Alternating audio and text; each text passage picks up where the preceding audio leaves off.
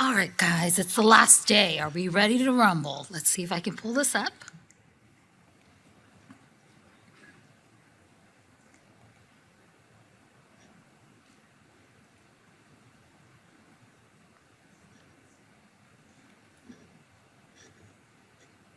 See if it'll play. All right, I give you, ladies and gentlemen, the match of the century. The debate, physiological gas versus airflow. On our red corner, we have the reigning world champion, Nick Morrison. Stats. He was the past president of the UIP, past president of the AVLS, and greatly honored at this meeting for the Mel Rosenblatt Distinguished Service Award. On our blue corner,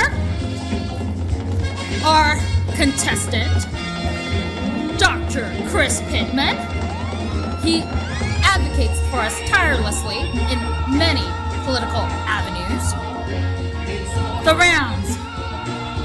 Does the type of gas matter in the terms of safety and efficacy?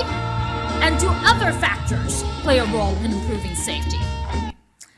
Gentlemen, no sharp objects, no hitting below the belt.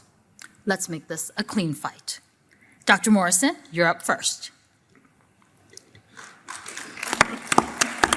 That took me a few minutes, but it was last night's fun. All right.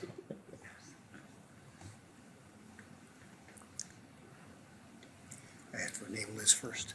Oh, okay, go for it. Perfect. That is correct. There we go. Not sure how you manage that, Margaret. Geez, that was a lot easier than all the rest of the talks. Thank you for your help. So I am going to make the case for physiologic gas in making foam. And that is my disclosure slide. And I also have that disclosure slide. I will discuss non-approved methods. So let's first talk about venous thrombosis and compare the two. For physician-compounded foam, the median incidence of superficial thrombophlebitis is about 4.7%, and the incidence of DVT anywhere from 0.4 to almost 6%. For commercial foam, CO2O2 foam, the SVT is just over 3%, and the DVT rate is 4.2%. We started using foam in the year 2000, right after it had been described, and between the year 2000 and 2003, we were seeing some neurosensory events that were of concern to both the patient and to us. And so I reported on the safety of air-based polydocanol foam on 49 patients at the 2003 American College of Phlebology meeting.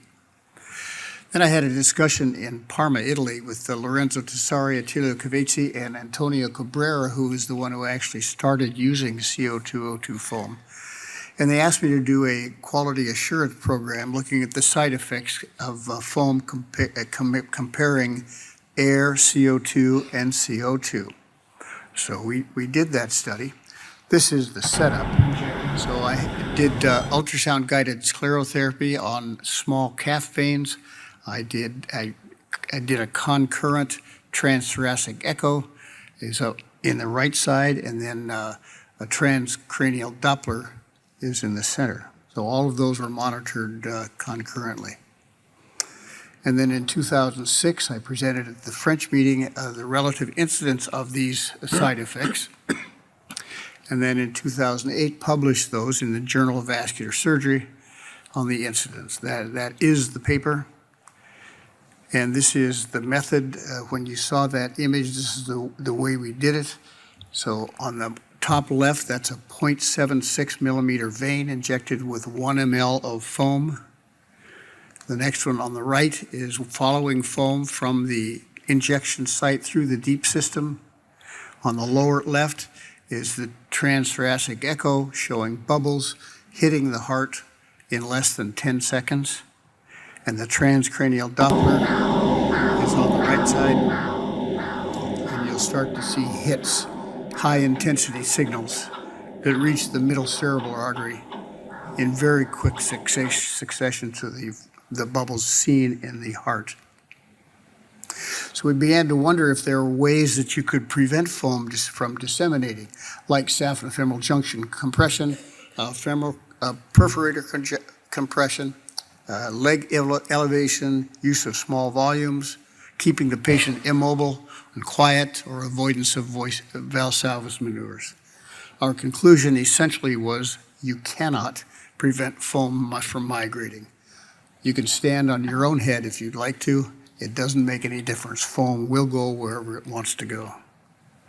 So in 2010, we then published the incidence of side effects using carbon dioxide and oxygen. Again, back to our setup. And what we discovered that was there lower risk of chest tightness, dry cough, and dizziness with the CO2 O2-based foam compared to air-based foam. And there was a trend towards a lower incidence of visual disturbances also using the CO2 O2 foam. The difference in the incidence of hits between low volume and a high volume group failed to reach statistical significance. These are TCD tracings using CO2 foam, middle cerebral artery, and you start to see these hits. That's with the CO2-based foam, and the next is with air-based foam. Same sort of tracing, however, the number of hits are considerably more.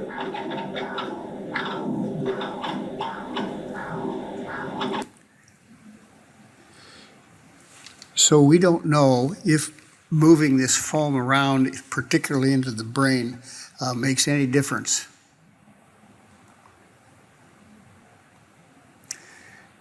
We do know that 1/3 of patients have a PFO, a right to left shunt of some sort.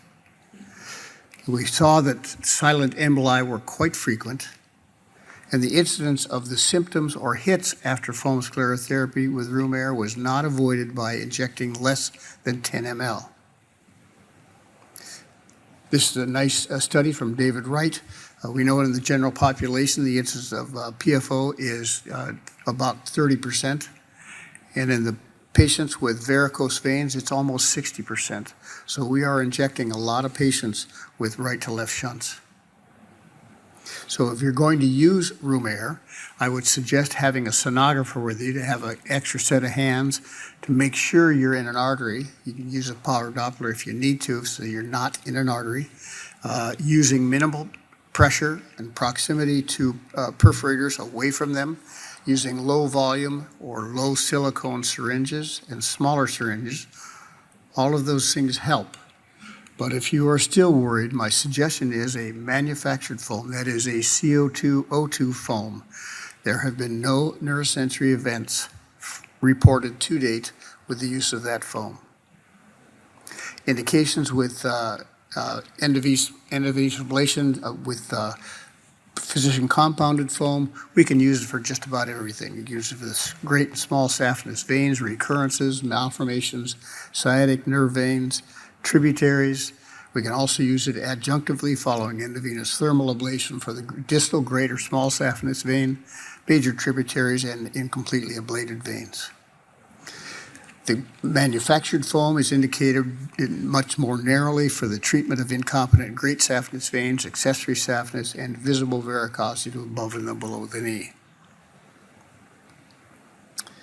Physician compounded foam. There are many, many methods of producing compounded foam, and I think this is the reason actually for the varying degrees of complications seen in various publications. On the other hand, the commercially produced CO2 O2 foam, there is a recognized protocol. Back to the physician compounded foam, these are all of the side effects that have been listed. This is the CO2 O2 commercial foam. This was an initial study of 82 patients who were intensely monitored. They were hospitalized, and both pre and post MR, brain MRs, and cardiac troponins.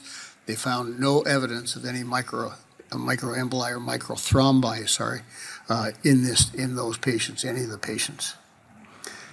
This is the neurologic complications seen. Some CVAs have been reported, TIAs, and migraines are not uncommon at all. This is Jean-Luc Gillet's excellent paper looking at 1,000 patients with its side effects of migraine, visual disturbances, and chest pressure of 2.6%. These neurosensory events with the commercial foam, in those studies, it was about 2.7%. However, 4% of those patients in the placebo group had this similar, so it's a little hard to discern. So what about the strokes we've heard about? Most of these are probably related to release of endothelin-1, although we haven't ruled out that some of them may be obstructive. That is, your bubbles have gone to the brain. So this is probably going the wrong way, sorry. So this is a trial that the BTG did. On the upper left, they've injected a rat cremasteric setup. So they're injecting an arteriole and watching for bubbles that passed from the injection site through the arteries. And in a minute, you're going to see some of these bubbles start to flow through, and they flow through fairly rapidly at first. However, as that injection goes on, they begin to slow, and eventually there's obstruction with those bubbles in these arterioles. In the lower left, this is an injection, and you're not going to be able to see the bubbles. The bubbles are too tiny to be able to see. But they flow very smoothly, and there's never a stoppage of the flow. There's never an obstruction. So the clinical trials of that commercial CO2 O2 foam, the safety is at least equivalent, is not better than the physician compounded foam. And most importantly, there have been no reports of significant neurosensory events with the commercial foam. One thing should be noted in the package inserts of both polydocanol and Sclera, the safety and efficacy of polydocanol foamed with room air has not been established, and its use should be avoided. Now, obviously, most of us don't pay attention so closely to these package inserts, but if you have a medical legal problem following a foam sclerotherapy, that's a very damaging statement. And then finally, looking at reimbursement. The commercial CO2 O2 foam is significantly better reimbursed than physician compounded foam. Thank you.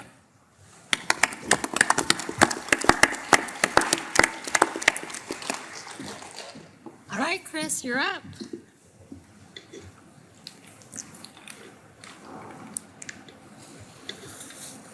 Oh, boy. I thought this was a debate, not an industry-sponsored talk. Anyway, I've been having a lot of fun for a little while preparing this thing. I don't know why they gave this to me. They only gave me 3 weeks to prepare. I'll get to this in a moment. How many bubbles are going into IVs in hospitalized patients every day? Anybody stroking? How do cardiologists diagnose PFOs? They agitate normal saline with room air. Ain't nobody stroking. Anyway, these are my disclosures. But here's my real disclosure.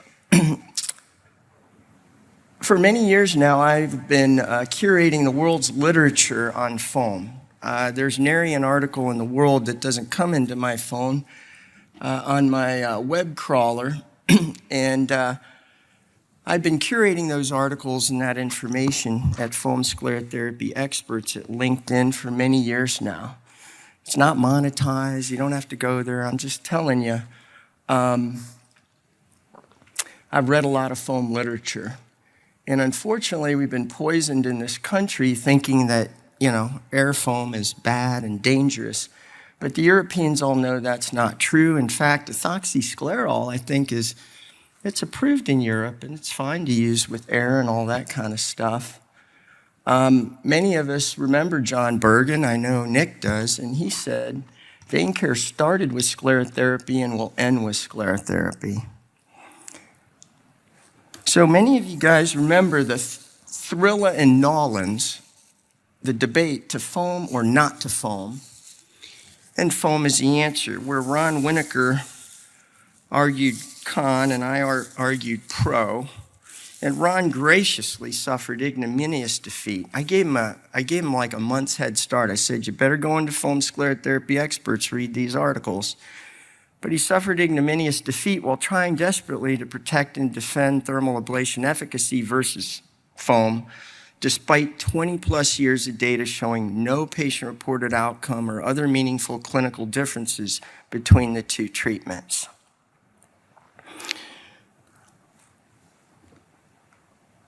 Pittman versus Morrison, Ali versus Liston. Oh, Margaret, you set it up so well. So many think I'm really strident and I'm a dangerous doctor, and I haven't thought about this stuff. I'm actually an introvert. I don't like controversy, but I know what I know. And just to help those who have their opinions accept my repugnant facts just a little bit better, because a lot of people get pissed off about my tone. I hope this helps you accept my facts that I'm about to share with you, okay? So, February 1964, Ali, fighting under his birth name, Cassius Clay, became an international celebrity. The cocky 22-year-old was a huge underdog, 8-1. The marquee fight, you got it, right here at the Miami Beach Convention Center. Margaret, could you have set it up any better for me? I don't think so. And she had no idea. Sonny Liston, the reigning champ. Look, I was in the 2006, I was watching my idol, Nick Morrison. Geez, gnashing our teeth, wringing our hands. Do I use gas foam? Do I use air foam? What do I do? And oh my God, now I'm in the big fight with my idol here. Well, Clay won in a major upset after the champion gave up in the opening of the 7th round right here in the Miami Beach Convention Center. So Cassius Clay was born in Louisville, but Muhammad Ali was born in Miami. Dr. Ferdy Pacheco actually is from Tampa. So anyway, don't listen to me. There's a International Union of Phlebology consensus statement. Oh my God, there's Nick Morrison himself. It's part of the whole thing. Technique optimization. Various maneuvers have been employed to minimize gas embolism during sclerotherapy without proven benefits. Using biocompatible CO2, CO2O2 as the foaming gas, they just don't work. Don't listen to me, listen to Nick. He and his UIP buddies all came up with this. So none of the proposed maneuvers work. Transient ischemic attacks and stroke. There were 7 reports of stroke, 3 reports of TIA recorded. Over 20 years, come on, Nick, some of those studies you're reporting are about 10 years old. I think things have improved since then. Systemic release of endothelial byproducts like endothelin-1. That is absolutely what's going on. Have we proved it yet? No. I don't have time to get into it, but go listen to Gallet from France. He's walked through all of this. You can find it online. Makes some very good arguments. So does Haroon Gajraj in England. Other optimization strategies, minimizing total volume, all of these things, none of it really matters, okay? But Satish already delivered the knockout punch just a little bit earlier. Don't listen to me, listen to my buddies, Meisner, Kaluri, Diorio, Fish, Vayavegala. Don't listen to me. I'm just the amateur. See that? They're all holding me back over there. So be easy on them.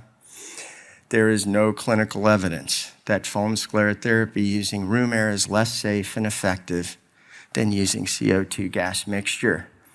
While in theory felt to be safer, there is limited data that directly compares the use of CO2 or CO2O2-based foam to room air when treating with foam sclerosants. Don't listen to me.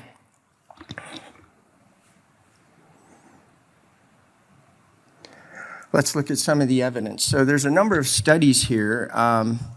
Nick, I know you're a hiker, very active guy, but you stopped at 177 patients. Some of these other folks, my God, 9,000 patients, 20,000, 1,025. I don't know, for whatever reason, they were pretty okay with air foam sclerotherapy.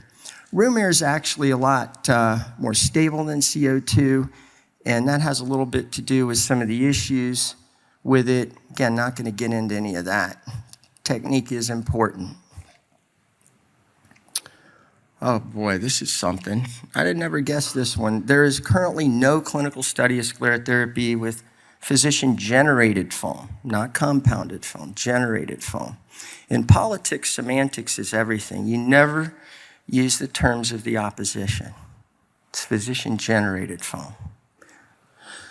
Prepared using the Tessari method that shows it is less safe or effective than, what do they call that? Polydocanol endovenous microfoam, I think? Yeah, PEM. Foam in a can.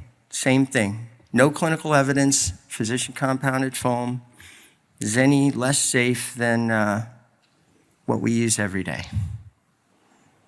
What would be really nice is if there were a prospective randomized trial comparing PEM to physician-generated foam, but it'll never happen. For the same reason that the company that developed ECOS, the ultrasound-assisted thrombolytic catheter in 2005, that was BTG, they never compared it with the $60 catheters I used to use to thrombolyze pulmonary embolism. The American College of Cardiology did that 17 years later and found no difference. And probably in about 12 years, they'll do a head-to-head comparison and find no difference. So I thought I'd twist the knife a little bit. What's the complication rate making foam with air and compounded sclerosant? We know Nick doesn't like that compounded stuff. I don't use compounded sclerosant, but I defend every physician's right to use it. So I thought I'd amp it up a little bit, twist the knife, if you will, lob both an air foam and a compounded sclerosant at Nick. My surrogate's none other than our President-elect Satish Vegala. In his own words, in his own abstract, 2019 AVLS Congress abstract, 21,000 foam cases, only 40 complications, less than that in the reported literature, Varithena safety insert, higher DVT, more neurologic adverse events.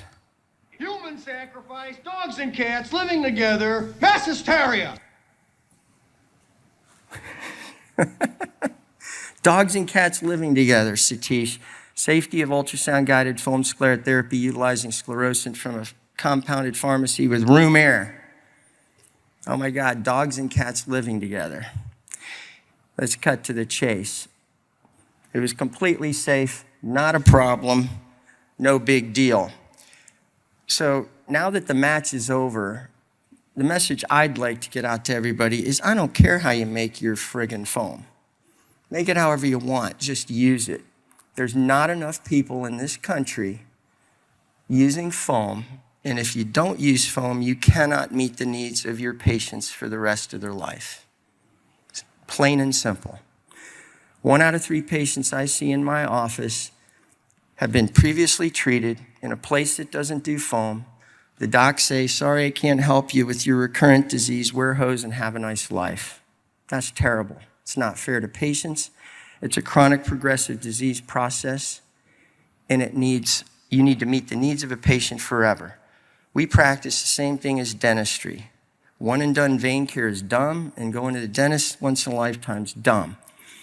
So now that the match is over, I want to just reinforce why everybody needs to use foam. You don't need to be afraid of it. Just use it. Again, foam is a Swiss Army knife. Thermal ablation, these other things are hammers. Millions of patients suffer because practitioners in this country and other places don't use foam. Get comfortable with it, whatever you want, just use it. It's safe no matter how you make it. Just do it. I can go on and on. Many really experienced vein doctors who consider themselves masters of the literature don't realize that the landmark study in vein care, probably over the last 15 years, the Everett trial 5 years ago, that in that study, 2 to 1, they construe endovenous ablation that everybody did thermal in that trial. They did not. 2 to 1 foam was used in that trial, and only foam. Only foam. It was the most common method in that trial. People have to dig deeper. There you go. And it was air foam. Because the BTG company very cynically did not seek authorization to use their foam in European countries because they knew darn well none of them were stupid enough to pay for it. And as a policy guy, the entire world comes to the United States to profit share in our healthcare system. There's nothing more important than companies overseas to come here, get FDA approval, and jack up the price. That's fine. They can do their business. I like Verathena. I use it. It's fantastic. I told them 10 years ago, you put canisters of it outside my office, I'll pipe it into every room and use it till the cows come home because foam is important for patients, but it's too expensive. Don't listen to me, listen to Meisner. Don't listen to me, listen to the Cochrane Database Systematic Review. In 10 years, there's still no significant differences between surgery, thermal ablation, and foam. Cochrane's probably the most respected review in the world. Don't listen to me, but don't listen to anybody else either. Look at the Cochrane Review. Don't let anyone tell you that foam is inferior treatment for superficial venous disease sufferers. It's not. There's a lot of misinformation and disinformation that is promulgated so that other companies can make money, and that's fine. I'm okay with that. But I draw the line where we take a standard of care procedure, air-based foam sclerotherapy, and it's characterized as poisonous and dangerous to my patients. It's not. Let's have a little more fun, since I got 50 seconds. Friends don't let friends get vein surgery. There's no role for surgery in vein care. Once a vein patient, always a vein patient. One and done vein care is a myth. If veins were roaches, most practitioners spray the roaches, but we fumigate your leg with foam. So we have much more comprehensive treatment. We're gonna need to drop F-bombs on you for the rest of your life. That's right, foam bombs, Eric. Patients care if they feel better, not if their veins are durably closed. So the academic community goes on and on about, is the vein closed or not? Patients don't care, and the patient-reported outcomes don't care. Going to the vein doctor once in a lifetime makes as much sense as going to the dentist once in a lifetime. Am I over time? I am. 1 minute. Proceduralists and surgeons and interventional radiologists, we quip. The procedure was a technical success, but the patient died. Right, Ron? The vein proceduralist version might be the ones who don't do foam. The procedure was a technical success, but the patient's quality of life gradually deteriorated, and I had no treatment option to help my patient. I don't know if I can play this, but... Show me the money! Jerry, you better yell! Show me the money! Show me the data. Thank you for your attention.